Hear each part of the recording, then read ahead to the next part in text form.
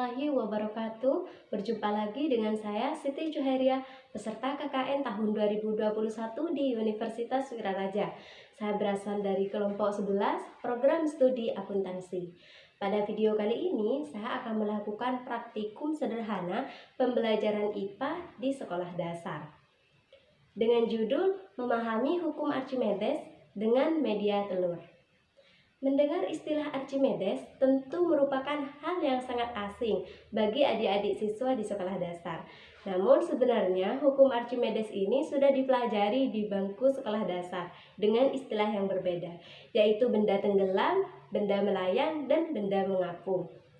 Hukum Archimedes ini ditemukan oleh ilmuwan Yunani yang bernama Archimedes. Hukum Archimedes berbunyi, sebuah benda yang dicelupkan seluruhnya atau sebagian dalam zat cair maka akan mengalami gaya naik yang besarnya sama dengan beratnya zat cair yang dipindahkan oleh benda tersebut. Sehingga hukum Archimedes ini menjelaskan hubungan gaya berat dan gaya ke atas suatu benda di dalam air. Penemuan Archimedes ini bermula dari masalah Hieron, seorang raja yang meminta kepada Archimedes untuk mengecekkan mahkotanya yang terbuat dari emas. Raja tersebut ingin mengetahui apakah mahkota tersebut terbuat dari emas murni atau dicurangi dengan cara dicampur oleh pembuatnya. Sehingga Archimedes menemukan cara mengeceknya ketika ia sedang mandi. Saat ia nyemplung ke bak mandi, ia menyadari bahwa air naik bahkan tumpah. Ia mendapatkan bahwa semakin banyak air yang tumpah sama dengan banyak tubuhnya yang masuk ke dalam air. Sehingga masalah Raja Hieron pun terselesaikan. Ia mengetahui cara mengecek kemurnian suatu emas, maka harus mengetahui kepadatannya, yaitu dengan mengetahui berat dari emas tersebut dibagi dengan volume atau besarnya dari benda tersebut.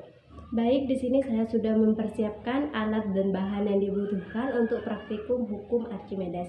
Yang pertama yaitu ada air, kemudian yang kedua ada 3 butir telur, kemudian yang ketiga ada garam, kemudian yang keempat ada 3 gelas transparan. Gelasnya ini saya ganti menggunakan botol bekas. Yang terakhir ada sendok makan. Yang pertama kita buat benda tenggelam. Pertama kita masukkan air ke dalam botol yang sudah disediakan atau gelas yang sudah disediakan. Kemudian kita masukkan telur.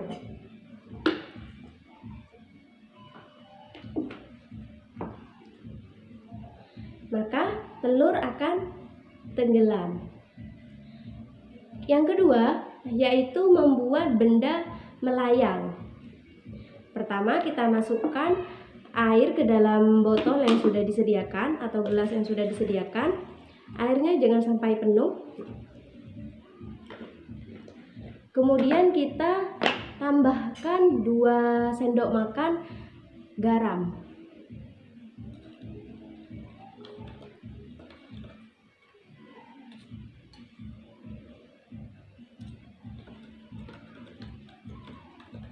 Aduk sampai rata.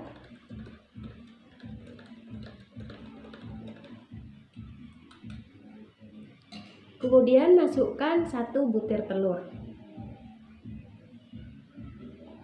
Nah, di sini kelihatan ya bahwa telurnya tidak tenggelam melainkan melayang. Kemudian yang terakhir kita buat telur yang mengapung. Caranya kita masukkan air ke dalam botol yang sudah disediakan. Kemudian masukkan 4 sendok makan garam.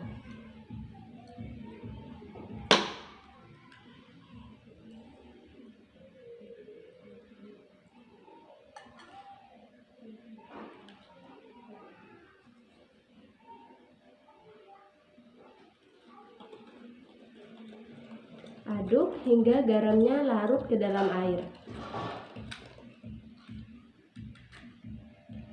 Terakhir, kita masukkan telur yang sudah disediakan ke dalam botol yang sudah berisi air garam. Nah, maka ini kelihatan telur akan mengapung. Nah, jadi ini perbedaannya antara telur yang mengapung dengan telur yang melayang. Kemudian ini telur yang tenggelam. Jadi begini hasilnya ya teman-teman.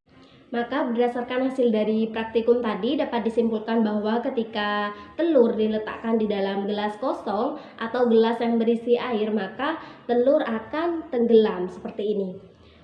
Kemudian ketika air dicampur dengan garam, maka akan menyebabkan telur menjadi melayang bahkan mengapung seperti pada percobaan kedua dan ketiga tadi, seperti ini. Hal ini karena air asin memiliki massa jenis yang lebih tinggi daripada air tawar.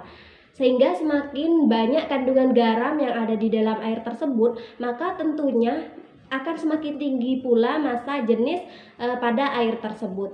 Dan akan semakin mengapung benda yang ada di dalam air tersebut. Terima kasih atas perhatiannya. Mungkin hanya ini yang bisa saya sampaikan. Wassalamualaikum warahmatullahi wabarakatuh.